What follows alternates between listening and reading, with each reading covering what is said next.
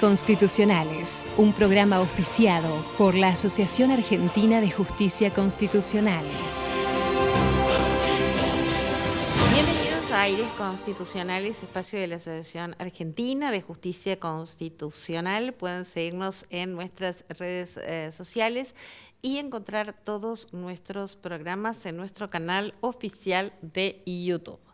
En el marco de una causa por incapacidad laboral en la que se requirió la ejecución de la sentencia respecto de la indemnización para el actor por parte de la ART que había sido demandada, la Cámara Federal de Mar del Plata, confirmando la sentencia de grado que había rechazado in limine la pretensión del accionante, quien contra dicho pronunciamiento interpuso un recurso extraordinario federal que fue denegado, dando origen a la queja. El accionante se agravió de verse afectadas las garantías constitucionales de propiedad, dado que el reclamo era de carácter alimentario y también la del debido proceso, en el sentido que se le había negado la única vía de ejecución del derecho que había sido acordado y que también se había vulnerado el principio iuria novit curia, que significa que el juez debe conocer el derecho más allá del que sea alegado por las partes. Intervino el procurador Víctor Abramovich Kosarín, quien opinó que la Cámara había retrotraído el proceso a una instancia administrativa previa que ya estaba precluida y que lo había hecho de manera injustificada, dado que la vía judicial así está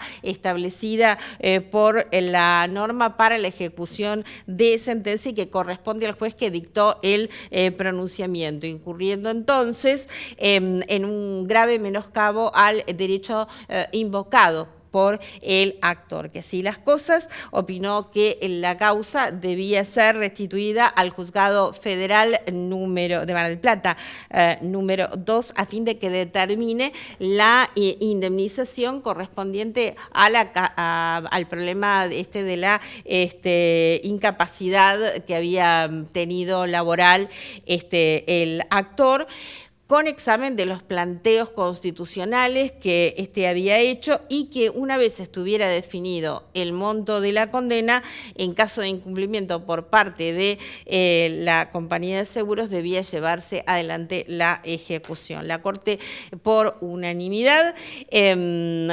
determinó que conforme lo que había sido dictaminado por el procurador fiscal, correspondía hacer lugar a la queja, declarar procedente el recurso extraordinario y dejar sin efecto la sentencia apelada, ordenando que vuelvan los autos al tribunal de origen para que, por quien corresponda, se dicte un nuevo pronunciamiento conforme a lo manifestado. Muy bien, a nuestro regreso estaremos conversando sobre el matrimonio y las uniones convivenciales. Ya volvemos. Aires Constitucionales, un programa auspiciado por la Asociación Argentina de Justicia Constitucional.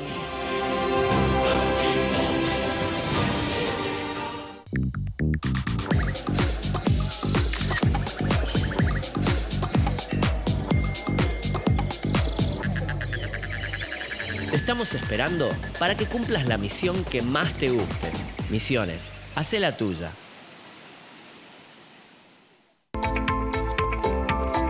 Alfa 2000 Soluciones Informáticas, empresa líder en software para comercio exterior, presenta la firma digital para firmar todo tipo de documentación de una forma práctica y segura. Software a medida para todo tipo de operaciones. Comuníquese al 4345-5150.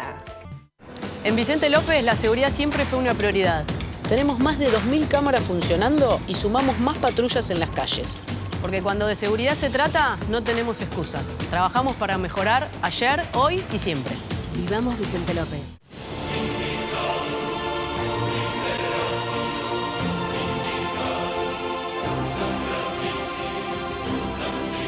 Muy bien, y aquí seguimos en Aires Constitucionales. Hoy nos acompaña el doctor Diego Norberto Quirno, que es ex juez nacional en lo civil, es profesor consulto en Derecho Civil en la Universidad de Buenos Aires y profesor de posgrado en temas de capacidad. ¿Cómo está, doctor? Bienvenido nuevamente. Gracias, Claudia. ¿Cómo andamos? ¿Todo bien? Todo bien. Un gusto estar nuevamente con ustedes. Lo mismo digo. Bueno, hoy vamos a estar hablando de el matrimonio, de las uniones convivenciales, pero digamos que hoy dentro del régimen del matrimonio tenemos contemplado lo que es el divorcio vincular. Si usted, doctor, nos pudiera contar cuál es su experiencia, bueno, en su momento como magistrado que tuvo frente a... Podríamos empezar con un cuentito para que la gente entienda lo que fue la evolución, cómo va evolucionando la sociedad y cómo la ley va acompañando, a veces con mucho retraso, pero finalmente acompaña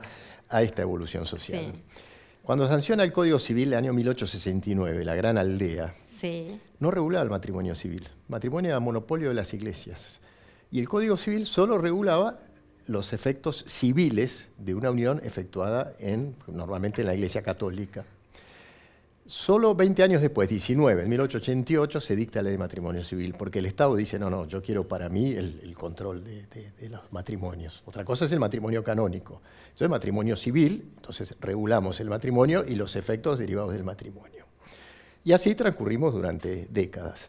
Esa ley de matrimonio civil, la famosa ley 2393, decía que las personas solo se podían divorciar, no de común acuerdo, sino imputando uno al otro determinadas causales. Adulterio, abandono voluntario y malicioso del hogar, injurias graves. No existía el divorcio como un acuerdo. Tenía que ser una pelea de perros y gatos.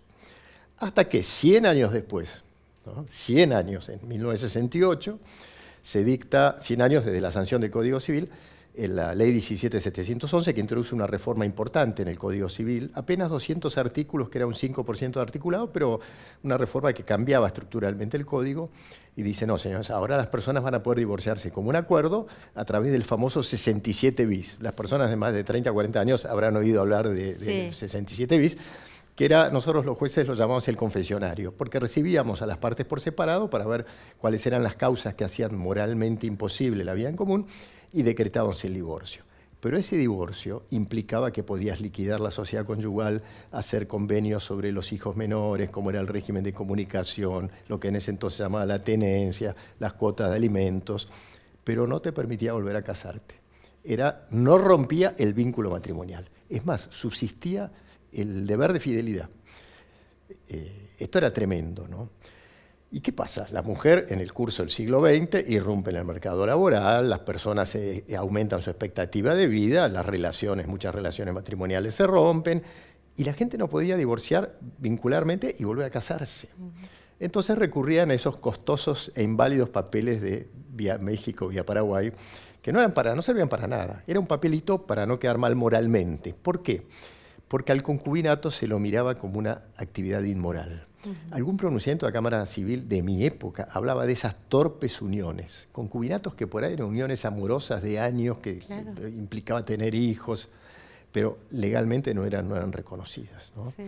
Y entonces en un momento la Corte toma cartas en el asunto y en el año 1986 dicta el famoso caso Sellán, donde dice, señores, es inconstitucional que las personas no puedan divorciarse vincularmente y volver a casarse. Y a mí me tocó como juez dictar un pronunciamiento en el mismo sentido, que tuvo bastante repercusión en los medios de comunicación y eso un poco impulsó la ley de divorcio. Digamos que los medios aprovecharon mi fallo como para echar un poco de leña al fuego. ¿Cuál era el planteo de la inconstitucionalidad?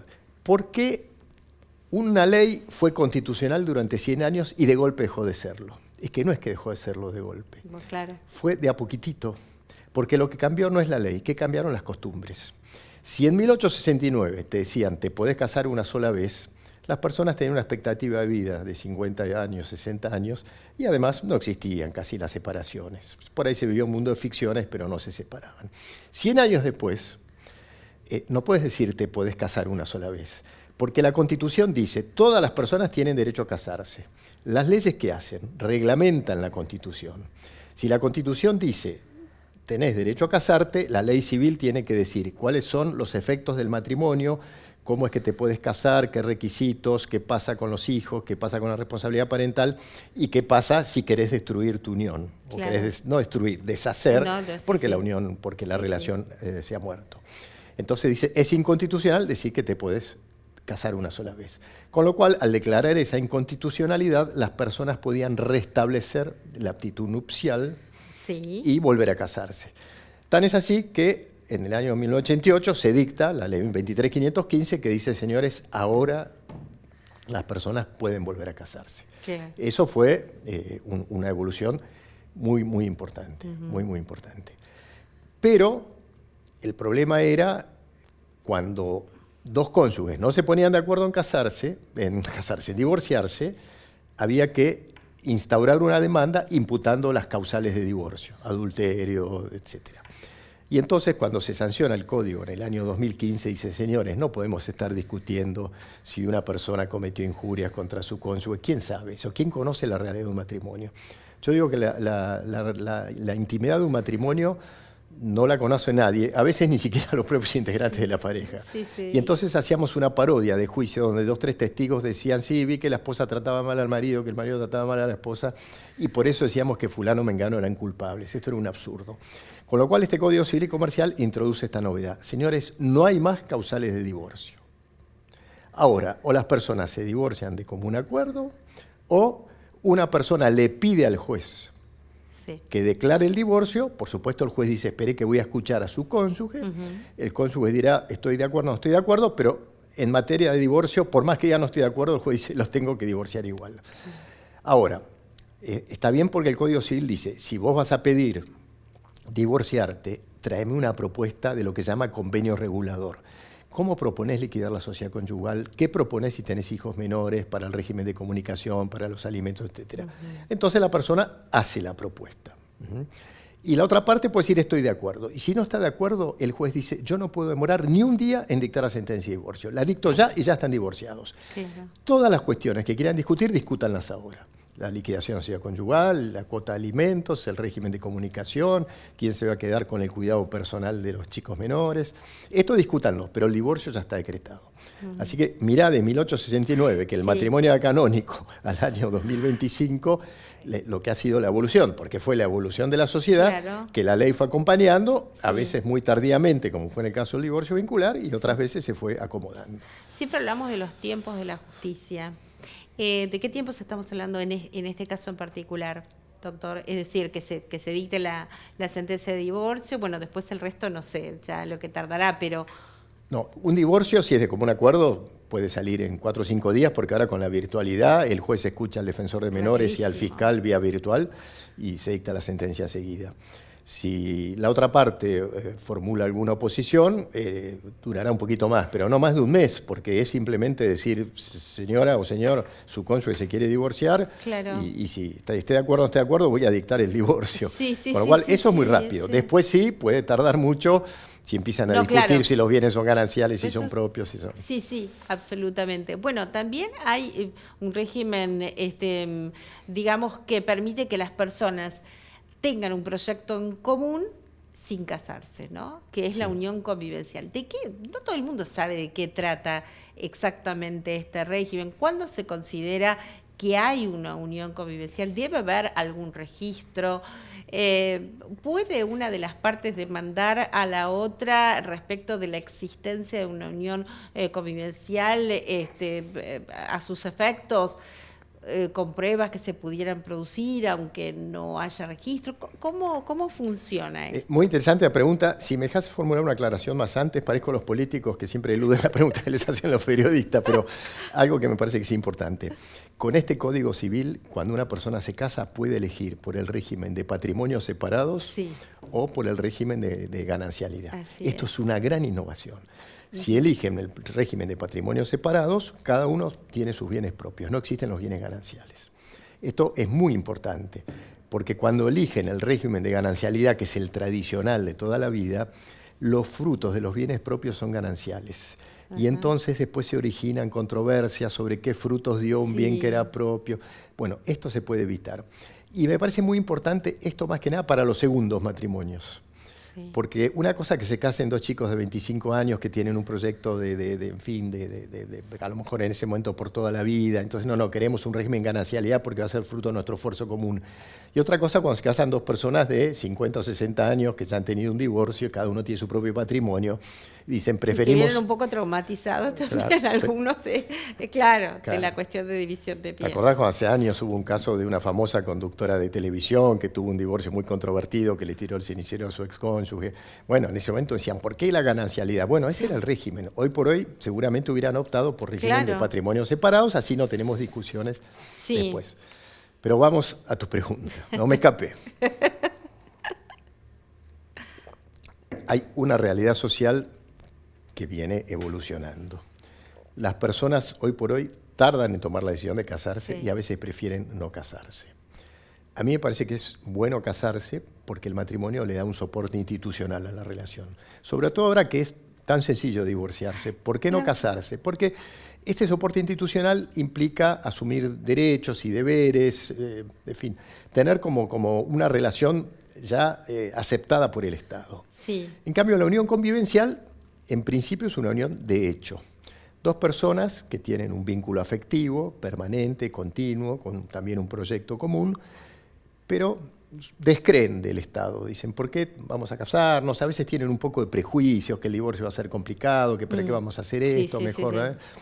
Ojo que después se arrepienten de no haberlo hecho, ¿no? A la hora de reclamar derechos, ¿por qué no lo habremos hecho? Pero bueno, deciden, y cada vez más.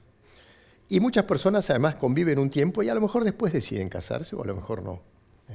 Así que no. Y además ya la unión convivencial no está mal mirada, moralmente está aceptada. De hecho, hay muchas parejas que viven juntos. Muchísimas parejas.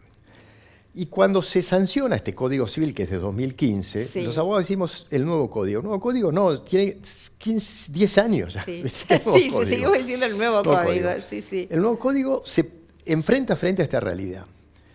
Las uniones convivenciales son unión de hecho, no son de derecho, porque no es un matrimonio.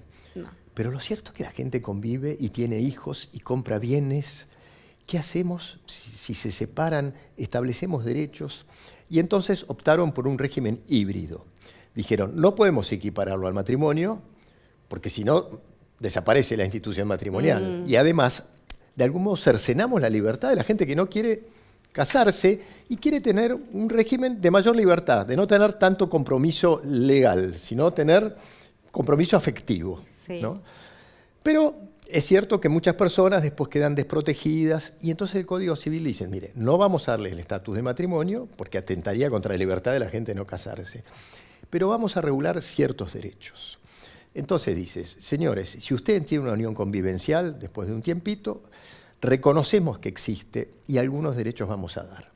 Mientras convivan, por ejemplo, deben prestarse asistencia recíproca, lo que llamamos los alimentos, deben asistirse. Deben prestarse asistencia moral en todos los órdenes de la vida, ¿no? Y vamos a proteger algunas cosas. Por ejemplo, la vivienda común. Hay una cosa que a veces la gente pregunta es, ¿inscribo o no la unión convivencial? ¿Pueden hacerlo o no?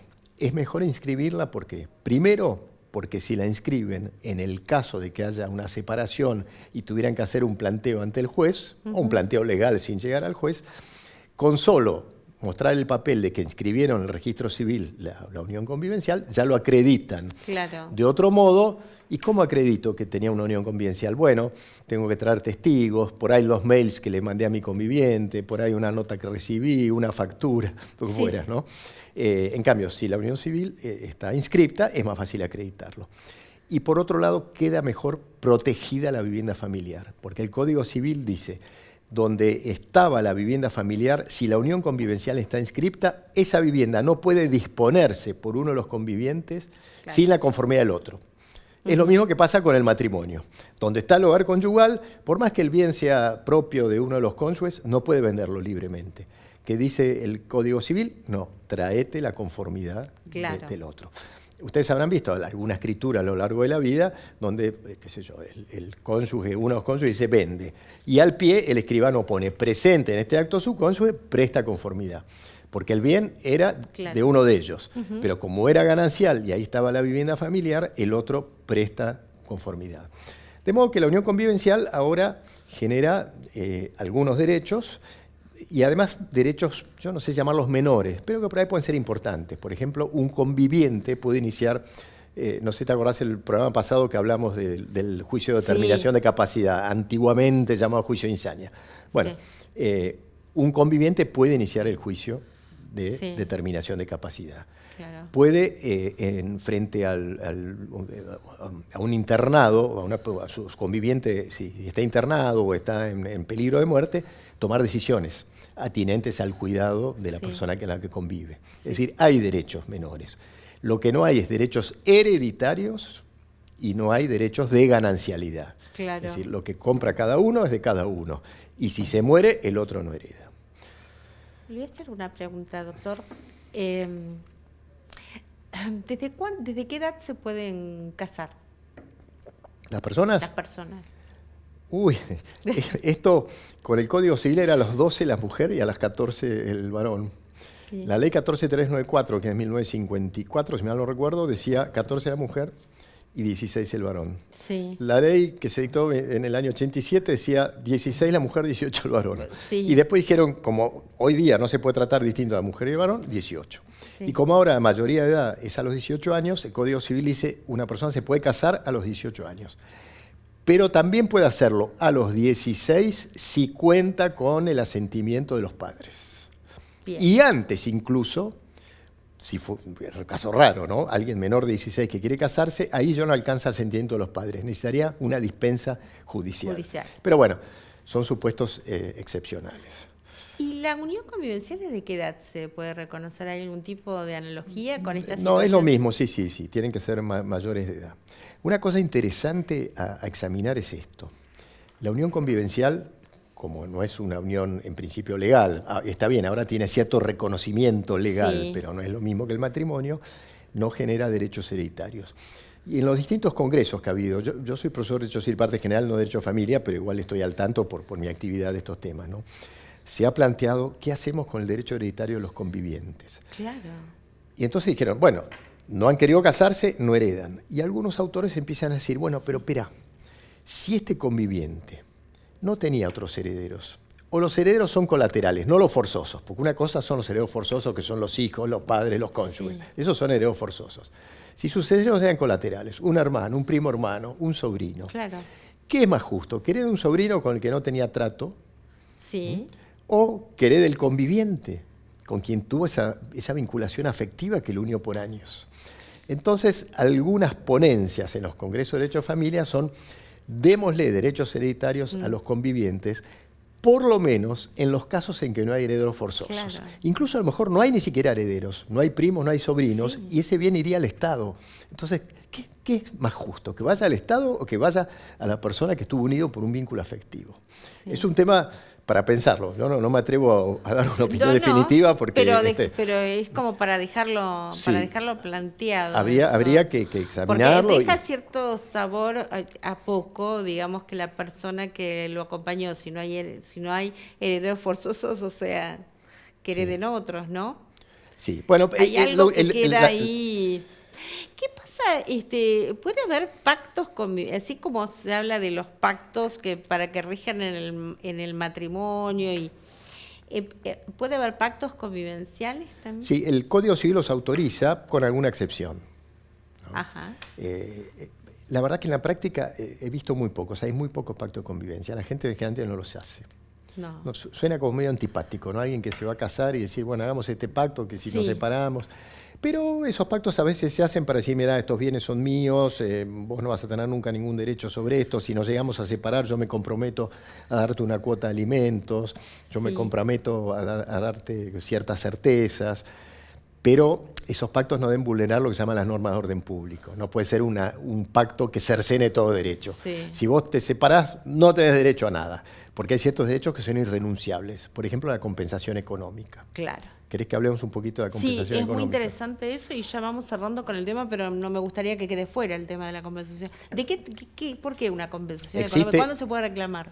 Porque antes, cuando los divorcios eran por culpa de uno del otro, el cónyuge inocente podía reclamar cuota de alimentos. Hoy día no. Como es un divorcio aséptico, uno de los cónyuges puede quedar muy desprotegido como fruto del divorcio. Entonces la ley dice, el cónyuge desprotegido puede pedir al otro pueden ser matrimonios del mismo sexo, distintos sexos, no importa, puede pedir al otro una compensación económica. ¿Para qué? Para poder situarse en la vida civil, porque quedó muy desbalanceado. Un cónyuge quedó con una situación patrimonial óptimo y el otro sin patrimonio y sin medios para vivir. Entonces dice, por favor, dame una ayuda para poder insertarme en la vida.